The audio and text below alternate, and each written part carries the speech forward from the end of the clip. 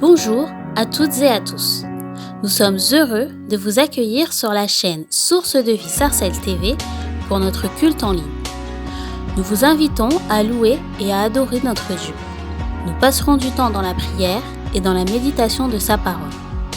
N'hésitez pas à réagir sur le live chat pour partager vos prières, vos mots de louange et vos salutations afin de rester connectés les uns avec les autres. Bon culte à chacun. Sois béni, Seigneur, pour ce qui va se passer, ce qui va se produire, Seigneur. Sois élevé. Nous savons, Seigneur, que tu as préparé quelque chose de particulier pour ce culte et nous ne voulons pas passer à côté. Vraiment que ta volonté soit faite. Que ta volonté soit faite. Je souhaite la bienvenue, vous qui êtes sur la chaîne SDV TV, YouTube. N'hésitez pas à réagir, n'hésitez pas à louer le Seigneur pour qu'on puisse faire qu'un avec ceux qui sont en présentiel. Je vais inviter le groupe de louanges juste prier avant. Seigneur, que notre louange, Seigneur, monte à toi. Que notre louange, Seigneur, monte à toi. On veut enlever tout ce qui est faux semblant. On veut être vrai maintenant, Seigneur. On veut être vrai. On veut te louer en esprit et en vérité. Alors, Seigneur, que ton esprit puisse nous pousser, Seigneur, à cela. Maintenant. Amen.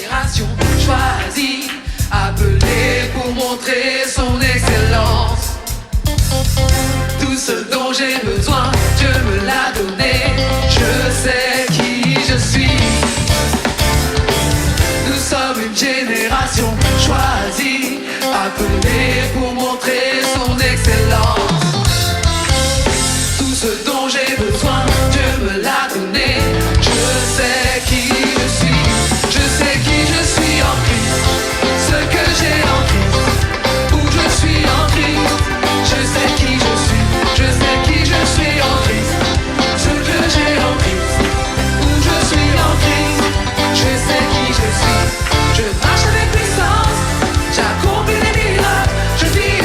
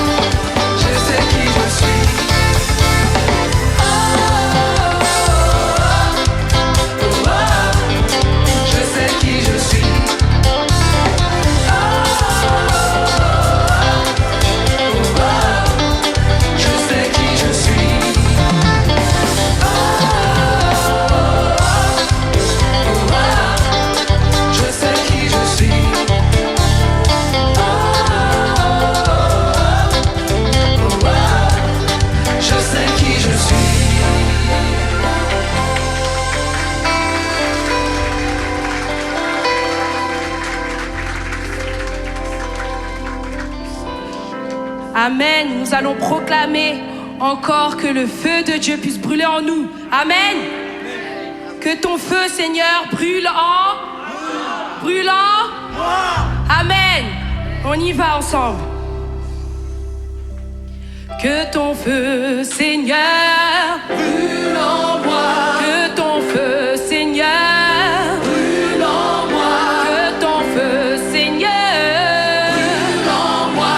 Que ton feu, Seigneur, brûle en moi. Hey, brûle en moi, brûle en moi, brûle en moi, brûle en moi, brûle en moi, brûle en moi, brûle en moi, brûle en moi.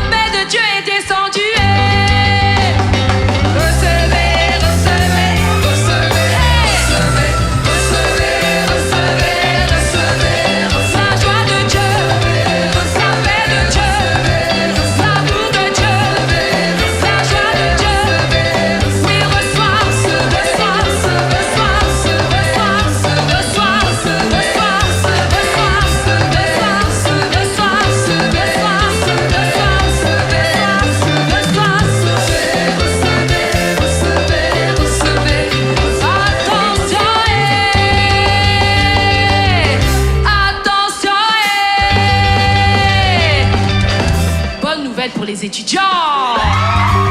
Hey, tu auras ton bac, tu auras le brevet et encore autre chose. Hey, hey. Recevez, recevez, recevez, recevez, recevez, recevez, recevez, recevez, recevez, recevez, recevez, recevez, recevez, recevez,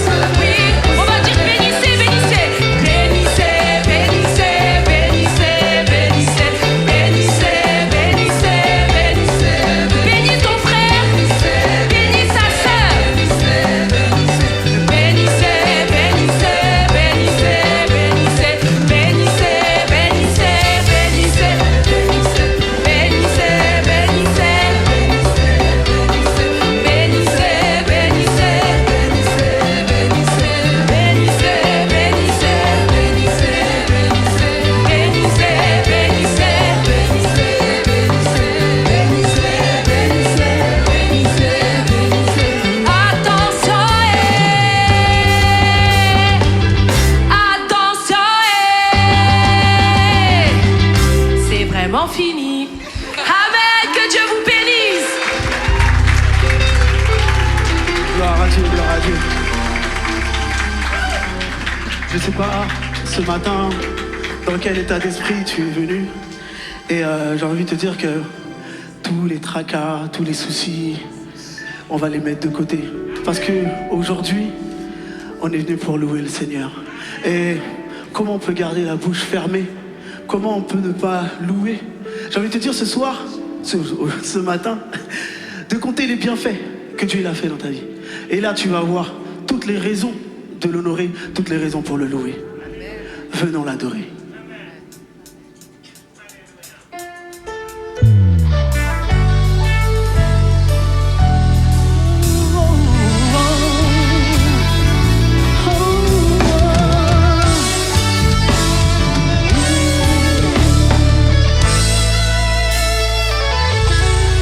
Les cieux proclament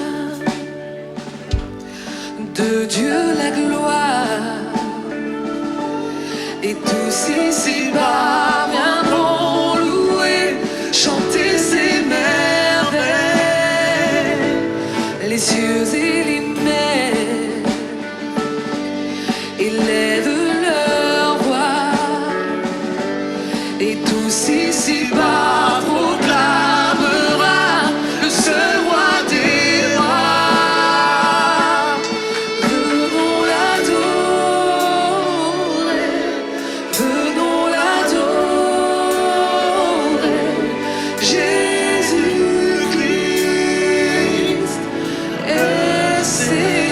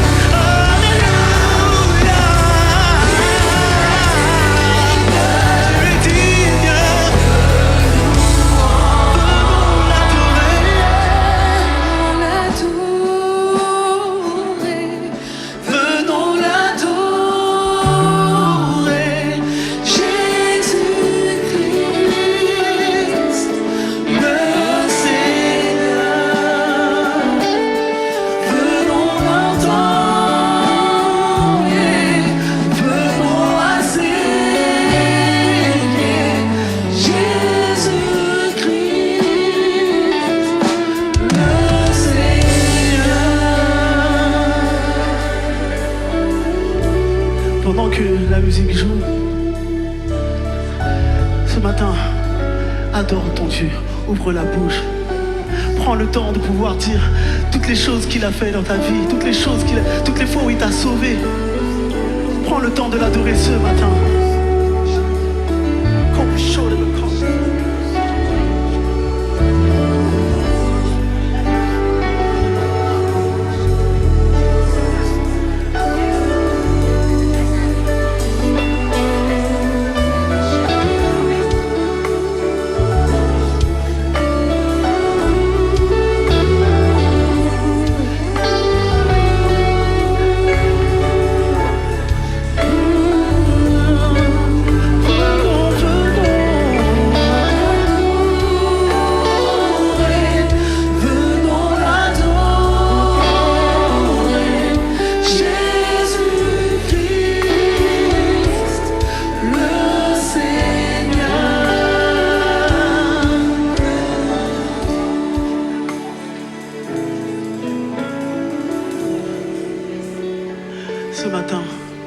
Ce matin, c'est ton matin.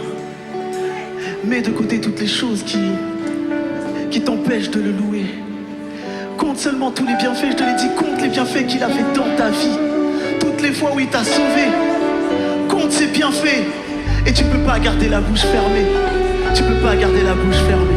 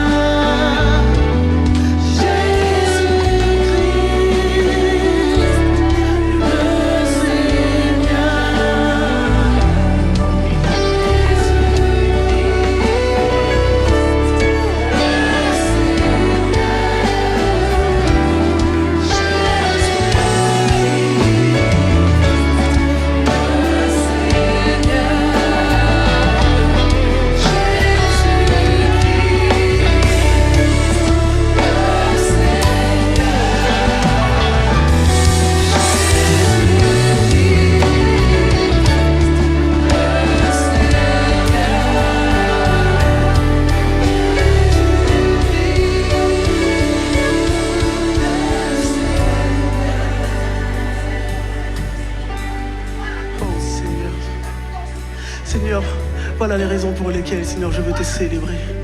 Oui, je te célèbre, Seigneur. Oh, gloire te soit rendue, Seigneur.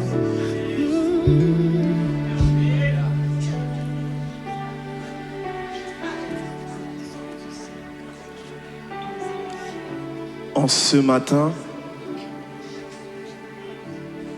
si tu es venu chargé, vraiment chargé de culpabilité, de honte,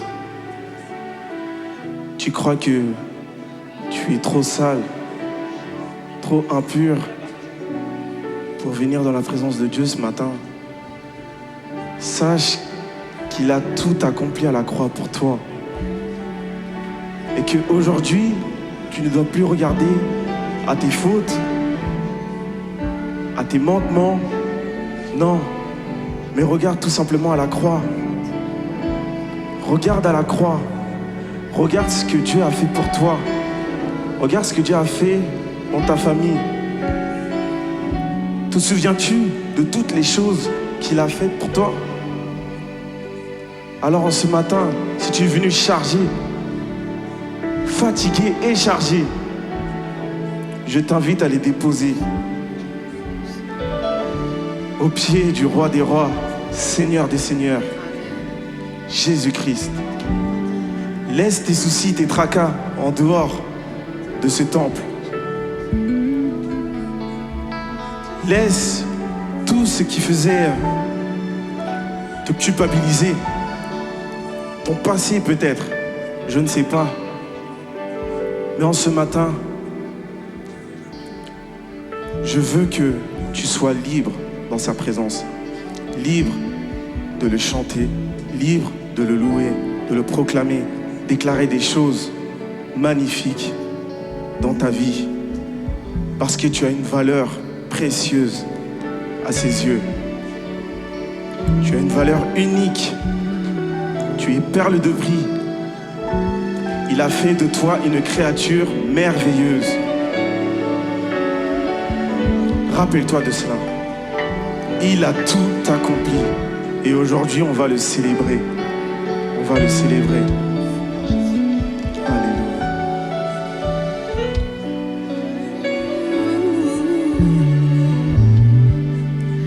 Oui, je te célèbre et je me prosterne. Je veux proclamer ta majesté. En toi tout n'est que grâce, tout est admirable. Dieu, tu es si grand et bon pour moi. Oui, je te célèbre et je me prosterne. Je veux proclamer ta majesté. En toi tout n'est que grâce, tout est admirable. Dieu, tu es si grand et bon pour moi. Oui, je te célèbre et je me prosterne. Je veux proclamer ta majesté. En toi tout n'est que grâce, tout est admirable. Dieu, tu es si grand et bon pour moi. Je ne saurais jamais le prix de tout ce que tu as subi.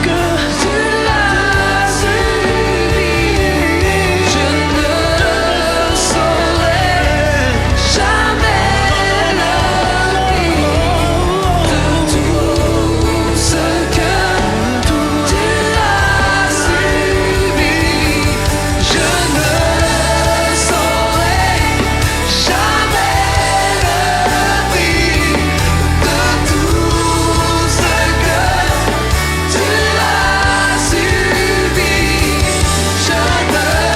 jamais le prix de tout ce que tu as subi. Je ne saurais jamais le prix de tout ce que tu as subi. Je ne saurais jamais le prix de tout ce que tu as subi.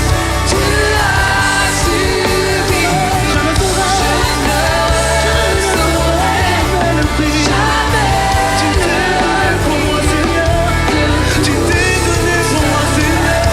Je ne saurais jamais le prix. Tu t'es donné pour moi, Seigneur.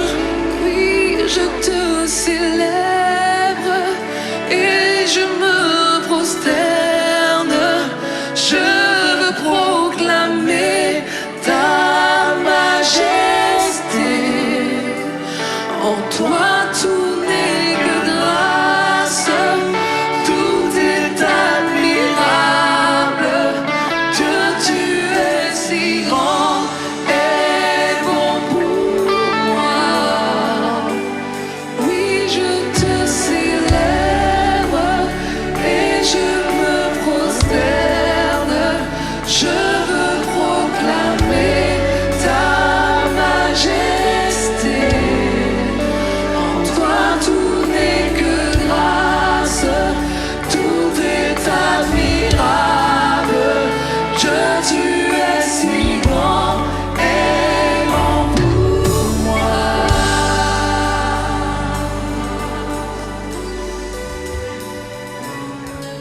Seigneur, quand je vois ce sacrifice que tu as fait pour moi, quand je revois la croix, Père, je me dis que je mérite même pas.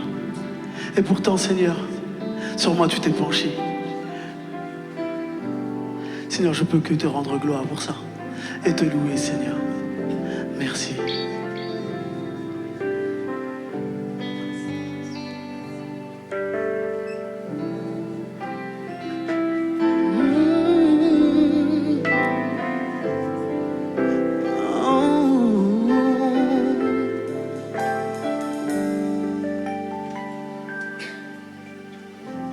Seigneur, tu me cherches, tu me connais.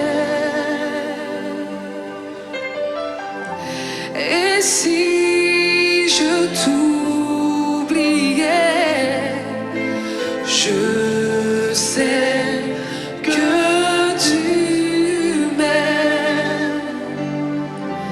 Ta sainte présence, elle m'environne.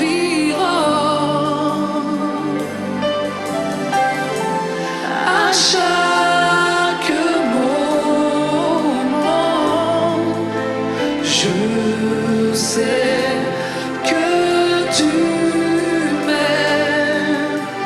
Je sais que tu m'aimes. À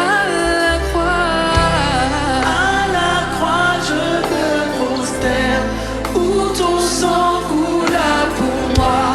Aucun amour n'est plus grand. Tu as gagné sur la mort. Tu as gagné sur la mort.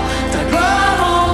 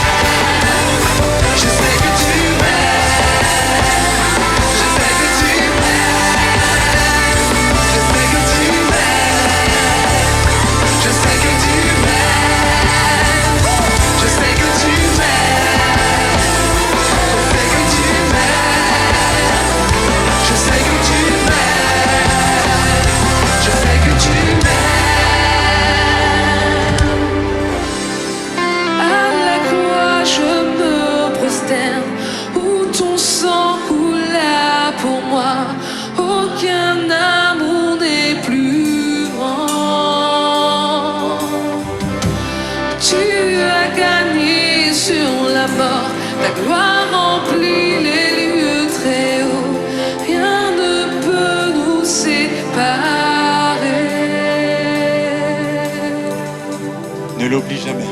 Ne l'oublie jamais. Ne l'oublie jamais. Est-ce qu'on peut acclamer notre Dieu? Jamais.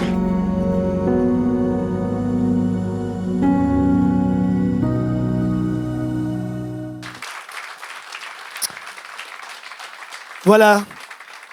Bravo à vous qui vous investissez, qui vous donnez énormément pour la jeunesse. On va entrer dans la lecture de la parole de Dieu, un verset qui a un petit peu comme fédéré toute cette semaine le travail fait par les uns et les autres. Et nous voulons le relire ensemble. Nous voulons le mettre en lumière et en tirer quelques enseignements pour nos vies. Je vais le lire dans plusieurs versions, puisque la Bible, je vous rappelle, n'a pas été écrite en français, et que de lire d'une version à l'autre permet d'appréhender et d'apprécier certaines nuances qu'un mot peut revêtir et de mieux comprendre ce que la Bible nous dit quand nous la lisons dans notre langue. Je lis dans le Nouveau Français courant, dans la Bible Nouvelle Français courant, Matthieu 16, verset 18. Peu importe ce qui s'affichera à l'écran, je vous lis cette version. Eh bien moi, c'est Jésus qui parle, je te le déclare, tu es pierre et sur cette pierre, je bâtirai mon église. La mort elle-même ne pourra rien contre elle. Est-ce que quelqu'un peut dire amen? La mort ne pourra rien contre elle. Je te donnerai les clés du royaume des cieux. Ce que tu lieras sur la terre sera lié dans les cieux. Ce que tu délieras sur la terre sera délié dans les cieux. Et puis, la version Summer nous dit, tu peux enlever ce qui est à l'écran maintenant. Et moi, je te déclare, donc c'est toujours Jésus qui parle, tu es pierre et sur cette pierre, j'édifierai mon église contre laquelle la mort elle-même ne pourra rien. Donc, je te donnerai les clés du royaume des cieux. Tous ceux que tu excluras sur la terre auront été exclus aux yeux de Dieu. Et tous ceux que tu accueilleras sur la terre auront été accueillis aux yeux de Dieu. Amen. Le contexte de ce verset est assez important. Nous avons Jésus qui s'adresse à ses disciples et il en interpelle un parmi les autres et fait cette déclaration qui a marqué l'histoire de l'Église. Tu es pierre et sur cette pierre, je bâtirai mon Église. Le premier mot qui retient mon attention, c'est le verbe bâtir, qu'on peut aussi utiliser en fonction des versions avec le verbe construire ou édifier. Pour bâtir, pour construire, pour édifier, on parle alors de tout un langage autour de du bâtiment, d'une construction pour lequel on va rassembler des matériaux, des pierres, des briques, du bois, un terrain qu'on va creuser pour faire des fondations, des ouvriers qui vont aider à bâtir, à construire. On a besoin d'un maître d'œuvre, d'un maître d'ouvrage, on a besoin d'un architecte et tout cela doit se faire. Et dans cette histoire-là, Jésus commence en disant « Moi, je bâtirai ». Et je ne peux m'empêcher, en entendant Jésus dire qu'il bâtira, que le Jésus que je connais ne dit pas « Je le ferai tout seul ». Il ne dit pas « Je vais faire tout seul ». Mais j'entends ici Jésus raisonner ou savoir raisonner en disant « Je vais travailler avec les ouvriers qui veulent me suivre, je vais utiliser les matériaux, mais celui qui décide des plans, celui qui décide des étapes de la construction, celui qui tient l'église dans sa main, celui qui est le maître d'œuvre, c'est moi. » Est-ce que quelqu'un est d'accord avec cela ce matin? Celui qui décide de bâtir l'église, ce n'est pas toi, ce n'est pas moi. Et malgré les 45 années de service de Jean-Claude, j'aimerais qu'on applaudisse Jean-Claude. Malgré tous ses prédécesseurs, malgré le travail que je peux faire ou que d'autres peuvent faire, nous ne sommes que des ouvriers au service de Jésus qui, lui, bâtit l'église. Vous comprenez? Vous êtes d'accord avec moi? Nous sommes à son service. Celui qui bâtit l'église, c'est lui. Et puis, en face de ce mot « bâtir »,« construire », qui nous rappelle que c'est Dieu lui-même qui est à l'œuvre, il y a le fait de dire, voilà, que même la mort ne pourra rien contre l'Église. C'est intéressant de voir que Jésus, en face du mot « bâtir », n'oppose pas le mot « détruire », mais le mot « mort ».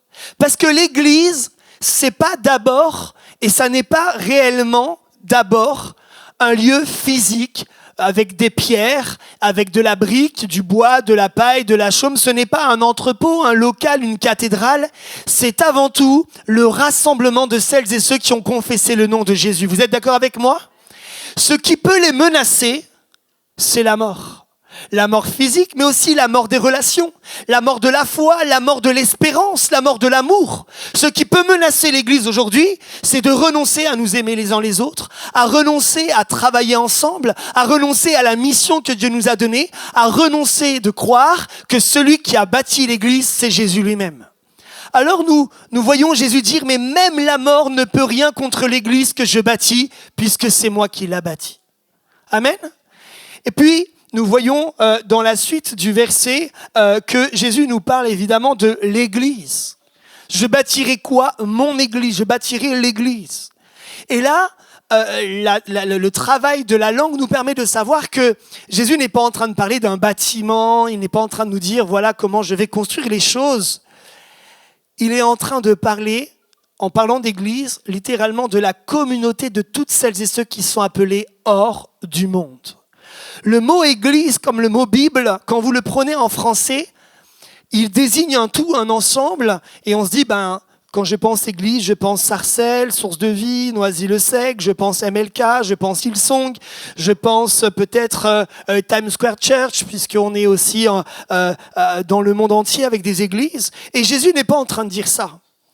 Il est en train de dire, je vais rassembler celles et ceux que j'ai appelés hors du monde, hors du péché. Et ce qui distingue l'enfant de Dieu, c'est pas qu'il dise « je suis de confession chrétienne, je vais à l'église le dimanche, j'ai ma carte de baptême, j'ai ma carte de membre, je suis membre du groupe de jeunes ou de louanges ». C'est que dans son attitude et son comportement, on puisse dire « celui-là ne se comporte pas comme se comportent les gens du monde ». Éphésiens nous dit, autrefois vous étiez dans les ténèbres, mais maintenant vous êtes appelés enfants de lumière. Comportez-vous comme des enfants de lumière. Et Jésus bâtit son église avec celles et ceux qu'il appelait en dehors du monde. L'église, c'est littéralement cela, être appelé en dehors d'eux. Il nous dit donc, je vais bâtir, je vais construire mon Église et la mort ne pourra rien contre elle. Et puis le verset 19, je ne m'attarderai pas dessus, nous dit ce qui sera lié sur la terre sera lié dans le ciel, ce qui sera délié sur la terre sera délié dans le ciel. Et parfois les traductions et le travail est un peu trop rapide pour traduire ce verset et l'appliquer. J'ai entendu beaucoup de théories sur ce verset et parfois on l'utilise de certaines manières. Moi je retiens que la Bible Summer dit toutes les personnes que tu excluras sur la terre auront été exclues aux yeux de Dieu et tous ceux que tu accueilleras sur la terre auront été accueillis aux yeux de Dieu. L'un des rôles de l'Église, c'est de gagner des âmes pour qu'elles deviennent elles-mêmes les pierres vivantes de l'Église. Nous sommes appelés, quand on lit le contexte, à faire en sorte que l'Église grandisse et nous sommes invités donc à accueillir dans la maison de Dieu plus d'âmes, plus de personnes qui se donnent à Dieu. Quelqu'un devrait dire là aussi Amen. Alors, Jésus s'adresse à Pierre et il lui dit « Tu es Pierre et sur cette pierre, je bâtirai mon Église ». Et en français comme en grec, le jeu de mots fonctionne. Pierre, c'est qui? Tu es Pierre. Il dit quoi là? Il s'adresse à qui? Tu l'as dit doucement, dis-le fort. À son disciple. Il s'avère que parmi les 12, il y a un homme qui au départ s'appelait Simon, mais Jésus a changé son nom et maintenant il l'appelle Pierre. Et là, il dit, tu es Pierre et sur cette pierre, je bâtirai mon église. Et certains ont compris, c'est donc sur Pierre que Jésus va bâtir son église. Parce que Pierre a reçu une autorité, c'était un bon gars, et Jésus mise tout sur cet homme. D'ailleurs, ce sera peut-être lui le premier chef de l'église, le premier responsable. Est-ce que vous croyez cela? Moi, je ne crois pas que Jésus déclare ici que sur cette pierre, c'est-à-dire sur toi, je vais bâtir l'église. Oui, Dieu utilise des hommes et des femmes pour bâtir l'œuvre, mais le fondement de l'église, ça ne peut être personne d'autre que Jésus lui-même. Et j'aimerais vous en convaincre. On va aller ensemble relire donc Matthieu 16, mais là maintenant on va partir du verset 12. Et quand on va à partir du verset 12, on va gagner quelques secondes, on va lire à partir du verset 13. Jésus se rendit dans la région de Césarée de Philippe. Il interrogea ses disciples. Que disent les gens au sujet du Fils de l'homme? qui est-il d'après eux ? Ils répondirent, pour les uns, c'est Jean-Baptiste, pour d'autres, Élie, pour d'autres encore, Jérémie ou un autre prophète. Faisons une pause. Jésus, à un moment donné, s'arrête avec ceux qui le suivent et avec qui il a une relation proche. Et il dit, qu'est-ce que les gens disent de moi ? J'aimerais m'adresser à tous les leaders qui sont dans l'église. Prenez le temps de temps en temps de sonder vos équipes en disant « Qu'est-ce que les gens disent de moi ?» C'est intéressant d'avoir le retour. Parfois, on est tellement imbu de nous-mêmes qu'on ne réalise pas que les gens n'ont pas la même opinion que nous avons de nous-mêmes. Parfois, on est tellement complexé qu'on ne voit pas que les gens nous apprécient. C'est important de savoir, de prendre la température. Ça ne doit pas faire varier notre identité, mais ça peut nous aider à corriger, à nous améliorer ou à comprendre comment nous sommes perçus. Et Jésus dit à ses disciples, « Qu'est-ce que les gens disent de moi ?» Et les disciples vont répondre, « Certains pensent que tu es Jean-Baptiste. » Nous rappelons qu'à ce moment, Jean-Baptiste a été décapité, il n'est plus là. Et on pense que c'est peut-être une continuité. D'autres disent Élie. D'autres encore un autre prophète. D'accord, ça c'est ce que les gens pensent. Je fais des miracles, des signes et des prodiges. Et la plupart des gens imaginent que je suis quoi ? Je suis quoi ? Un prophète. Les gens pensent que je suis l'un des prophètes qui doit revenir ou qui est parti, ou un prophète. Les gens disent de moi, je suis un... On peut le dire ensemble, je suis un...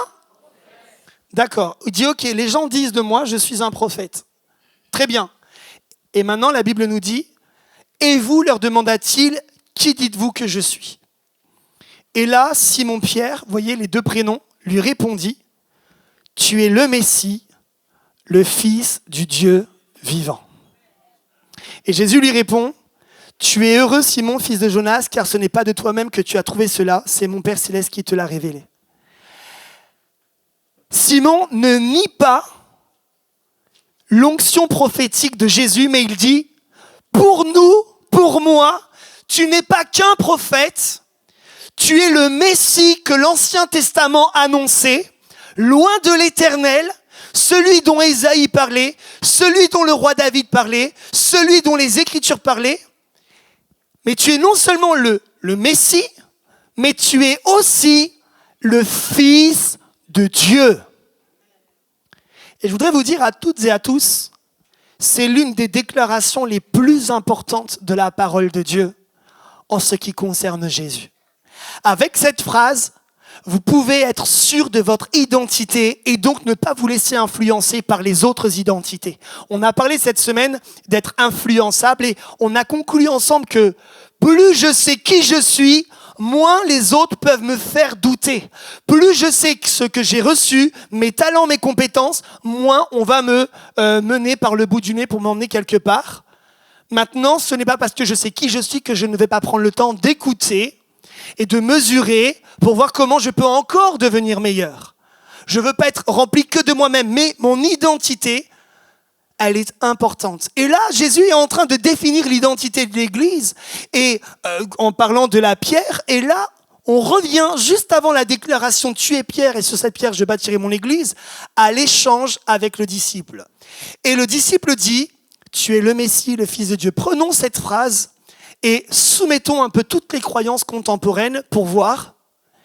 Dans l'islam en particulier, Jésus, Issa, est un prophète vraiment respecté. Et quand on parle avec certains, ils vous diront même c'est le plus grand prophète. Et vraiment, quand je parle avec nos amis musulmans, c'est touchant de voir le respect qu'ils ont pour Issa. Un grand respect. Mais nous, les chrétiens, nous ne nous arrêtons pas au fait qu'il est prophète. Nous disons que le Jésus que nous croyons, que nous aimons, il est le Fils de Dieu. Comment savoir que nous n'avons pas tous le même Dieu ? C'est à partir des déclarations que la parole de Dieu dit elle-même. Et Jésus dit, je ne suis pas qu'un prophète, je suis le Fils de Dieu. On aime, on n'aime pas, on en est d'accord, pas d'accord. Mais vous voyez que cette déclaration permet de savoir son identité. Le Dieu de la Bible, le Dieu du Nouveau Testament, le Dieu qui bâtit l'Église, déclare que Jésus est le Fils de Dieu. Si une Église se déclare Église, mais ne reconnaît pas Jésus comme le Fils de Dieu, nous avons un problème parce que le concepteur, le fondateur, l'architecte de l'Église a déclaré que celui qui bâtit l'Église, c'est qui ? C'est le Fils de Dieu. La copie, la contrefaçon n'est pas l'original. Ça peut ressembler à une église, avoir l'apparence d'une église, la liturgie d'une église, les chants d'une église.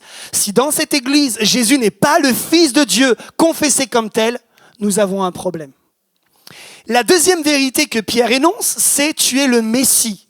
C'est-à-dire, tu n'es pas seulement le Fils de Dieu, mais tu es bien celui que l'Écriture annonçait. Tu es bien celui que Dieu a promis d'envoyer.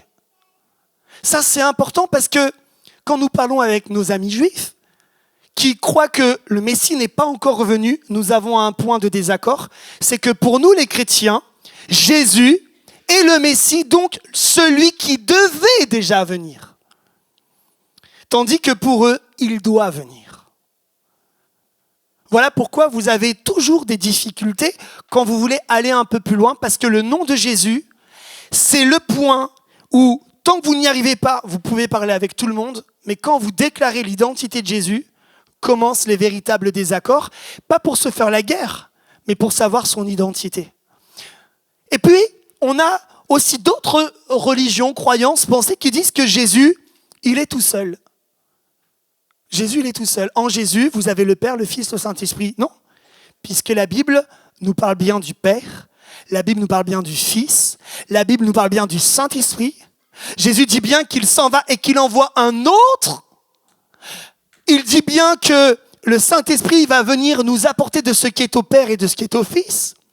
Et puis nous avons le moment du baptême de Jésus, qui est quand même un moment très fort, une scène magnifique où Jésus est là et on entend la voix du Père. Il n'est pas ventriloque, Jésus. On entend la voix du Père dire « Celui-ci est mon Fils bien-aimé en qui j'ai placé toute ma confiance. » Et puis la colombe qui symbolise le Saint-Esprit. Autrement dit, je crois profondément que le Jésus dont je parle est le Fils, donc il n'est pas son propre Père. Vous comprenez tout ce que renferme cette déclaration « Tu es le Messie, le Fils du Dieu vivant » ? Pas besoin de grandes thèses, même si on peut toujours faire une thèse sur cette phrase, et il y a beaucoup à dire, pour comprendre que Jésus est en train de dire à Pierre « La déclaration que tu viens de faire, c'est le fondement sur lequel je vais bâtir l'Église. » L'Église, c'est le rassemblement de celles et ceux qui disent « Jésus est le Messie et le Fils du Dieu vivant. » Quelqu'un devrait dire Amen. Le Nouveau Testament va plus loin sur cette thématique en disant, donc là on est dans 1 Pierre 2, 4 à 8, pas la peine d'afficher les versets.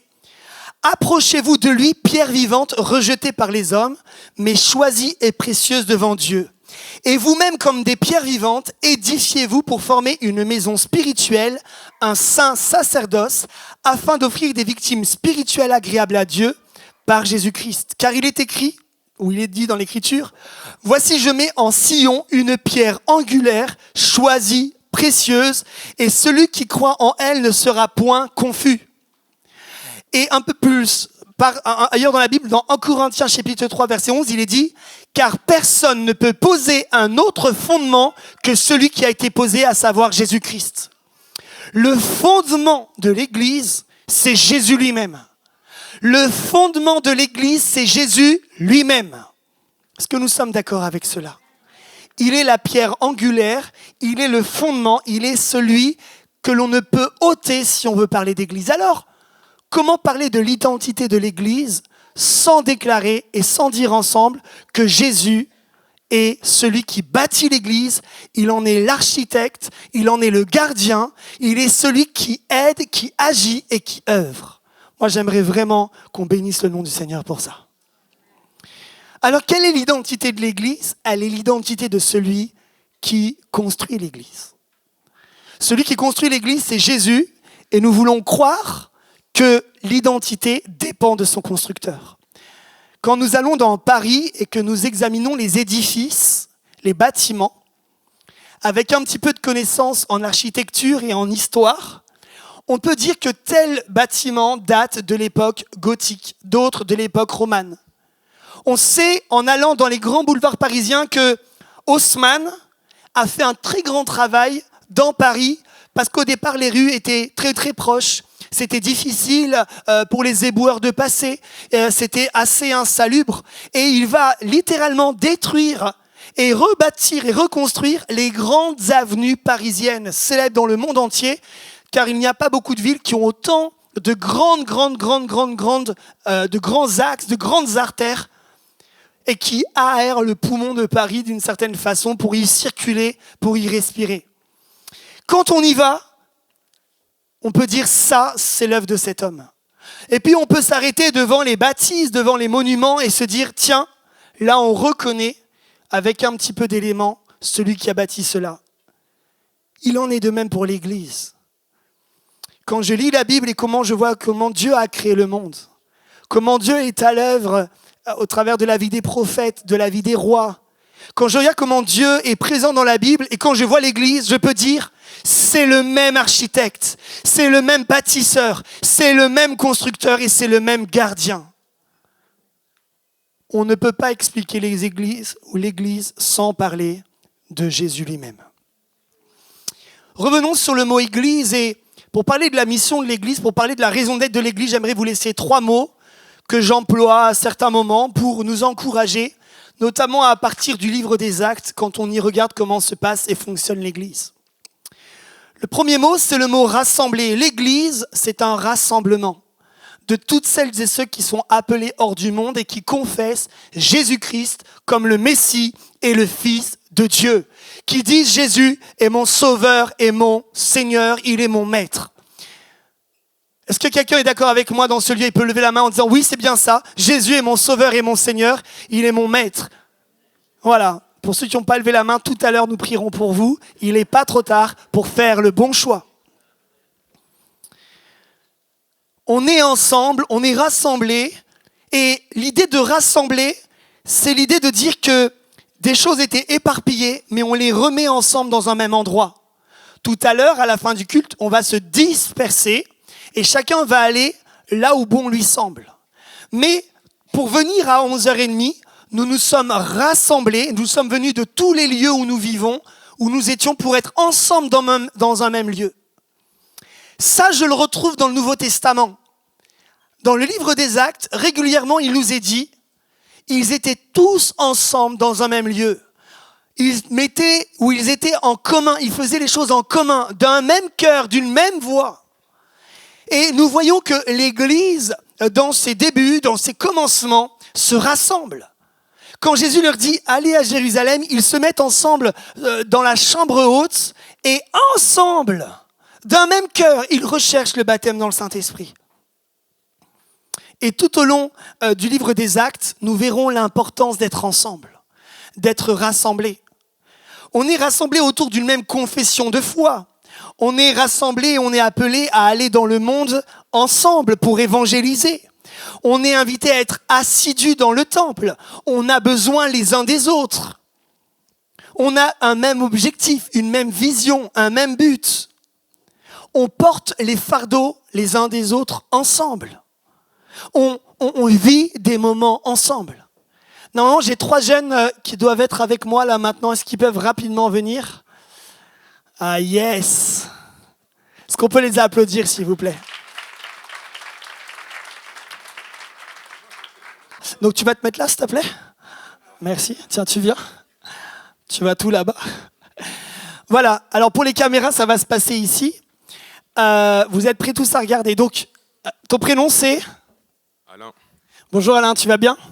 Très bien et toi? Ouais. Je suis content parce que tu as répondu à l'appel. J'ai rassemblé autour de moi, d'accord?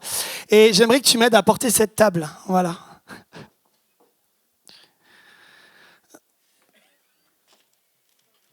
Voilà. Est-ce que tu peux lever cette table, s'il te plaît? Merci beaucoup, Alain. Allez, viens. Bonjour, tu t'appelles comment? James. James? J'aime ça. J'aime vraiment ça. Viens, James. Est-ce que tu peux faire le même exercice? Tu peux aller à la place de James. Vas-y. Ok, tu peux la poser. Voilà. Maintenant, James, j'aimerais... Non. Est-ce que tu peux prendre le gel tower et poser sur la table, s'il te plaît?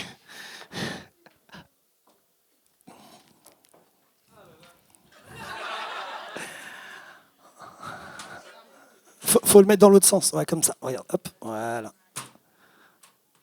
Ça va, c'est que du liquide qui désinfecte. Est-ce que tu peux lever l'ensemble, s'il te plaît, James, ça? On l'applaudit, s'il vous plaît, on l'applaudit, il a réussi. Voilà, laisse bien ça là. Voilà. Et donc, du coup, viens, James, s'il te plaît. Voilà. Porte, s'il te plaît. On peut l'applaudir et tu poses sur la table. Voilà, et j'aimerais que tu portes tout ça, s'il te plaît, et que tu l'emmènes quelque part.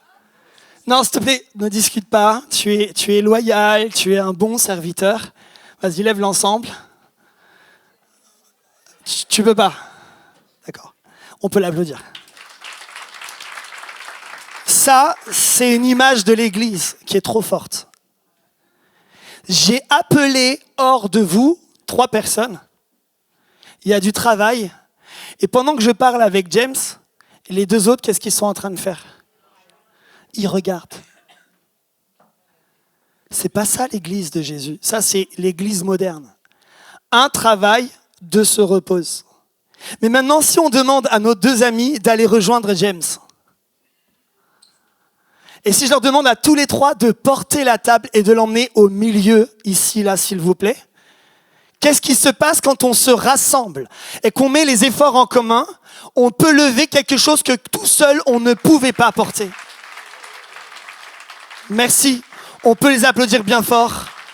James, merci beaucoup. Merci. Merci beaucoup. Donc, ce que nous venons de voir ici, à l'instant, c'est quelque chose qui ne devrait pas exister dans l'Église. S'imaginer que le pasteur Jean-Claude a la charge de faire et nous la charge d'observer. Que Gaëtan a la sécurité et a la charge de faire et les autres d'observer. Que Jeanne et Teddy ont la charge de la louange et les autres d'observer. Pire, on est dans un monde où on aime donner notre avis sur pas mal de choses et notamment on aime critiquer, observer, donner un avis. On regarde un cinéma, il y a la critique cinéma. On va dans un restaurant, il y a la critique du restaurant. Il y a un livre, on donne la critique du livre. Mais l'Église, c'est pas ça. Parce que pendant que tu es en train de me dire comment est ma cravate, comment est ma prédication, si mon éloquence est bonne, toi, tu fais quoi? Elle est où ta cravate? Elle est où ton éloquence? Il est où ton travail à toi? Et la Bible met en avant le fait que nous avons besoin d'être ensemble, rassemblés pour un même but. Et pendant que l'un travaille, les autres ont leur propre travail parce que nous sommes tous appelés à servir le Seigneur. On devrait dire Amen ensemble. Le deuxième mot que je voudrais vous laisser, c'est le mot connecter. On peut rassembler des gens qui n'ont pas de but commun ou de raison d'être ensemble. C'est ce que font les salles de cinéma. Vous vous asseyez pour voir un même film. Quand le film est terminé, chacun s'en va chez lui. On ne dit même pas bonjour ou au revoir à son voisin. On ne veut pas le déranger ou... On va aux centres commerciaux faire des courses et même dans la queue dans laquelle on est, on parle ni avec celui devant ni derrière, sauf si celui derrière veut passer devant. Par contre, si celui qui est devant veut passer derrière, on lui dit merci. Mais sinon, si c'est chacun pour soi, personne ne parle avec personne. Même parfois, la caissière, on ne lui parle pas parce qu'on est sur le téléphone en train de faire quelque chose. C'est normal qu'elle fasse son travail. Mais l'Église ne devrait pas être un lieu où on s'assoit sans prendre le temps avec son voisin ou sa voisine. L'Église ne devrait pas être un lieu où on n'a pas de relation les uns avec les autres. Le mot même religion signifie relation et nous rappelle qu'il y a une relation avec Dieu qu'on appelle verticale et une relation avec les autres croyants qu'on appelle horizontale. Où en es-tu de ta relation avec les uns et avec les autres? Nous sommes comme un réseau, nous sommes connectés dans une dimension collective et nous avons besoin de nous développer ensemble. Il y a une dimension individuelle et une dimension collective. C'est bien de développer ta relation avec Dieu, mais tu as besoin des autres. Et je voudrais dire à ce moment précis que ceux et celles qui pensent que l'Église peut se vivre seule à la maison, ceux qui, vous savez, arrivent quand le culte a commencé et partent avant qu'il termine en disant « Moi, j'ai pas envie de me mettre dans les affaires, j'ai pas envie de problème. Je viens, je fais toc-toc, hop, voilà, tranquille avec Dieu. » C'est pas ça que Dieu a voulu. Le salut est personnel, mais la foi se vit comme un peuple, comme une famille, elle se vit ensemble. C'est ensemble que le peuple d'Israël, qui n'était pas encore appelé peuple d'Israël, a quitté l'Égypte pour aller dans le désert adorer le Seigneur. C'est ensemble que les disciples ont travaillé autour de Jésus. Et même quand il les envoyait deux par deux. Et Hébreu nous rappellera qu'il n'est pas bon d'abandonner notre église locale. Bref, la parole de Dieu fait tout pour nous dire nous avons besoin les uns des autres. Tout le Nouveau Testament nous parle de porter les fardeaux les uns des autres, d'être ensemble, de nous aimer les uns les autres, de nous supporter les uns les autres, de nous réconcilier, d'être et de vivre ensemble. Et dans un monde où on prône l'individualisme, le connais-toi toi-même, le chacun pour soi et Dieu pour tous, je veux redire que l'identité de l'Église, ce n'est pas ça. Nous avons besoin de réaliser que nous faisons partie d'un même corps. 1 Corinthiens 12 le développe et nous le rappelle. Nous sommes membres du même corps. Il y a devant moi des pieds, des mains, des doigts. Il y a des bras, des jambes. Mais nous sommes tous membres du corps de Christ. Nous sommes connectés les uns aux autres. Et pour que la main puisse agir, elle a besoin de l'avant-bras. Pour que l'avant-bras puisse porter la main, elle a besoin de la partie épaule et ainsi de suite. Nous avons besoin des articulations et de réaliser que nous sommes un corps. Nous avons besoin les uns des autres et ça s'appelle la dimension de la communion fraternelle. Puis le dernier mot que je vais vous laisser dans les minutes qui restent, je vais inviter notre cher pianiste à revenir. Merci à toi, j'ai besoin de toi et tu as besoin de moi. Nous nous retrouvons dans une situation où, après avoir dit que nous avons besoin d'être rassemblés et connectés, il reste un point très important quand on parle de l'identité de l'Église et de sa mission, c'est que nous ne sommes pas appelés à rester statiques. Je suis frappé de voir dans les Écritures comment Jésus, l'un de ses buts, c'est que les infirmes retrouvent leur mobilité et soient débarrassés de leur handicap pour retrouver toute leur mobilité et leur capacité à se mouvoir et à agir. Ainsi, l'aveugle retrouve la vue, le sourd entend, le paralytique peut marcher, le boiteux peut sauter. Je crois que spirituellement, c'est une leçon pour l'Église. Dieu ne veut pas que nous soyons des membres ou une Église boiteuse, paralysée, aveugle ou sourde, mais que nous soyons attentifs à ce que l'Esprit dit à l'Église, que nous puissions voir et mesurer la bonté et la grandeur de Dieu, que nous puissions nous mouvoir et nous déplacer, aller à gauche, aller à droite et aller surtout là où Dieu nous envoie. L'Église était rassemblée à Jérusalem parce que Jésus avait demandé d'y aller pour attendre le Saint-Esprit. Mais il avait dit une chose. Allez à Jérusalem, vous recevrez une puissance, le Saint-Esprit survenant sur vous et vous serez mes témoins. Mais il ne va pas dire qu'à Jérusalem. Il va parler de Jérusalem et il va aller jusqu'aux extrémités de la terre. Et l'Église qui tardait à aller aux extrémités de la terre va vivre un temps de persécution. Et c'est ainsi que dans le livre des Actes, on va voir que l'Évangile et la puissance du Saint-Esprit vont se répandre à Jérusalem. On va voir en Galilée, en Judée, on va voir en Samarie. Puis ça va aller en Macédoine. Puis ça va aller en Turquie. Et puis ça va aller à Rome. Ça va aller partout. Jusqu'à aujourd'hui.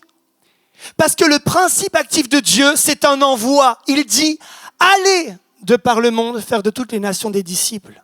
Enseignez-leur les Écritures, baptisez-les au nom de Jésus. Nous avons une mission et c'est certainement pas d'être assis et de ne rien faire. Nous l'avons dit au premier culte et nous le disons au deuxième culte et au troisième culte. Dieu t'appelle à le servir. On va se lever ensemble si vous le voulez bien. Et j'aimerais, Gary, prends 3-4 personnes avec toi, peut-être les mêmes que tout à l'heure, tu vois, tu gères, pour un temps de prière, de louange ensemble. Un temps devant le Seigneur où nous voulons nous mettre à sa disposition.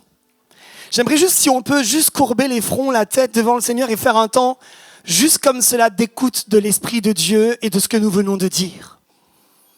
Quelle est l'identité de l'Église, celle que Jésus lui a donnée? Quelle est la mission de l'Église? rassembler, connecter et se mobiliser pour aller jusqu'aux extrémités de la terre. Il me semble entendre la voix de Dieu appeler des hommes et des femmes à le servir. Des hommes et des femmes renoncer au mal qu'ils pensent de l'Église et à réaliser qu'elle est l'épouse sans tache ni ride que Dieu aime. Il me semble entendre la voix de Dieu dire ce matin qu'il a besoin que tu écoutes sa voix. C'est vrai, Dieu n'a besoin de personne ni de rien. C'est une façon de parler. Entends-tu le cœur de Dieu ce matin? Y a-t-il quelque chose qui résonne dans ton âme, qui résonne dans ton cœur? Je me sens obligé de vous parler de ce jeune homme riche en quelques secondes qui va venir vers Jésus un jour pour dire « Jésus, je veux te suivre ».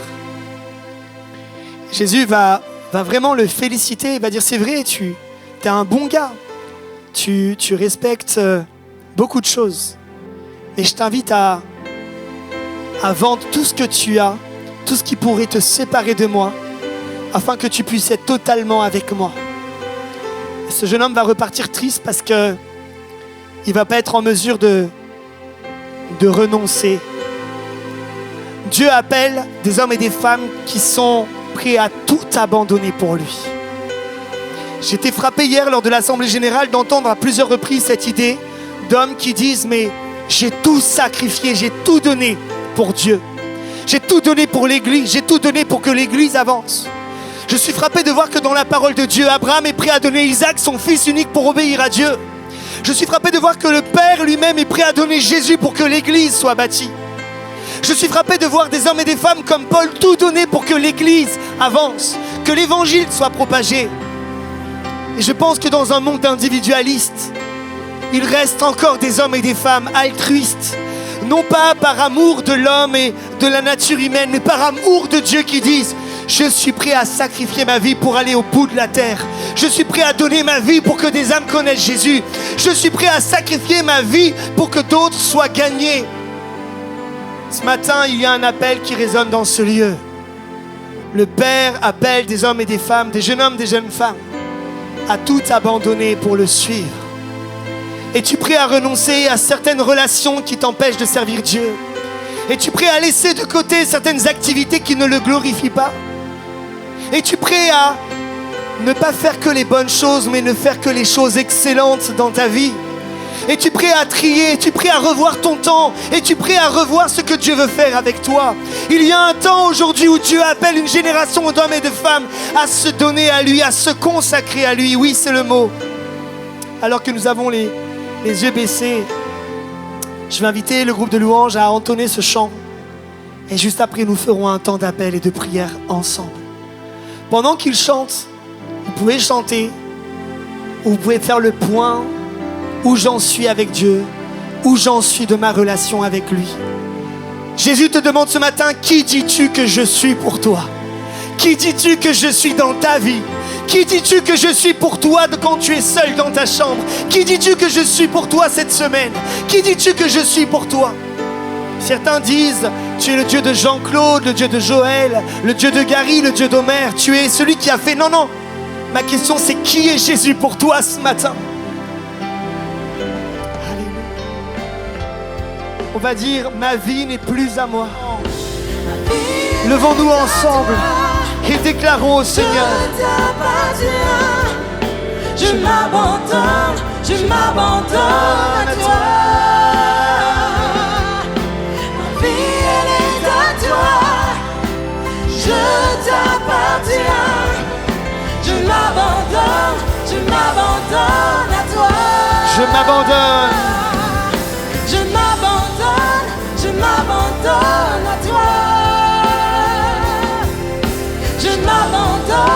Je m'abandonne à toi. Je m'abandonne à toi.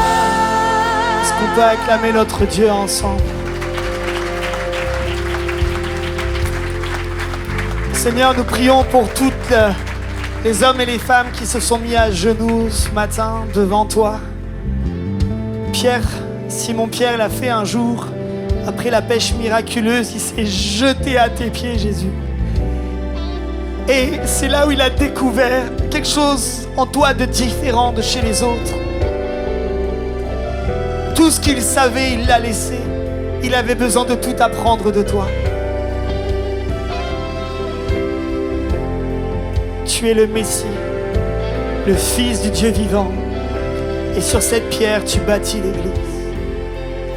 Nous prions que cette pierre soit solide dans la vie de ceux et celles qui ont confessé ton nom ce matin. Seigneur, nous déclarons avec toi que nous allons voir de grandes choses dans cette église, dans cette ville de Sarcelles, dans le 95 à Paris et en France. Nous déclarons que nous allons voir de belles choses parce que Dieu bâtit l'église. Nous déclarons que l'enfer et la mort ne peuvent rien contre l'église parce que Jésus bâtit son église. Est-ce qu'on peut acclamer notre Dieu de tout notre cœur ensemble? Alléluia. Est-ce que ça va? Est-ce que ça va? Yes. On va encore célébrer le Seigneur par ce chant. Célébrer pour tout ce qu'il a fait pour nous. Seigneur, nous voulons te célébrer, nous voulons te dire merci. Célébrer, célébrer, célébrer le roi des rois. Encore une fois, célébrer. Célébrer, déclare-le, déclare-le. Célébrer le roi des rois. Acclamer, acclamer, acclamer le roi. Acclamer le roi. Acclamer, acclamer, acclamer, acclamer, acclamer.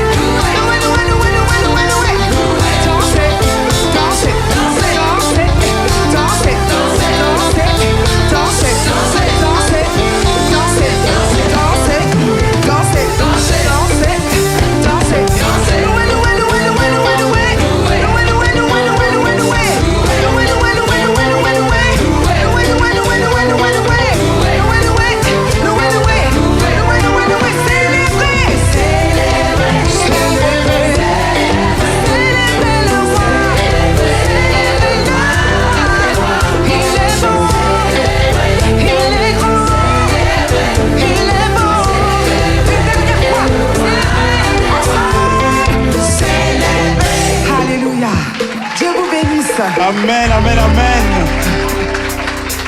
Seigneur, je te prie pour ce moment que nous avons passé avec toi dans ta présence, dans ta maison. Et que tout cela, tout ce que nous avons reçu ne puisse pas nous quitter. Je te bénis pour tous ceux qui ont donné. Je te demande de les bénir. Je te demande, Seigneur, de les accompagner, Seigneur, et de faire fructifier encore leurs finances. Merci, Seigneur, pour ce temps d'adoration et de culte que nous avons eu en une seule église. Que ton nom soit béni. Amen. C'est ainsi que notre culte en ligne se termine. Nous sommes très heureux de vous compter parmi nos participants. Nous vous rappelons que vous pouvez participer à nos réunions à l'église évangélique Source de Vie de Sarcelles, au 24 rue Marius Delpech, 95 200 Sarcelles. Vous pouvez continuer de soutenir l'œuvre financièrement de plusieurs façons. Par virement bancaire, par chèque ou par carte bancaire et prélèvement avec la plateforme DonorBox qui est sécurisée et facile d'utilisation. Merci d'avance pour votre aide et votre générosité et merci à tous ceux qui ont déjà fait des dons par ces différents types de paiements. Retrouvez toutes les informations sur les réunions et sur les paiements dans la description sous la vidéo. N'hésitez pas à liker et à partager la vidéo autour de vous, à vous abonner à la chaîne et à laisser des commentaires sous la vidéo. Que Dieu vous garde sous ses ailes.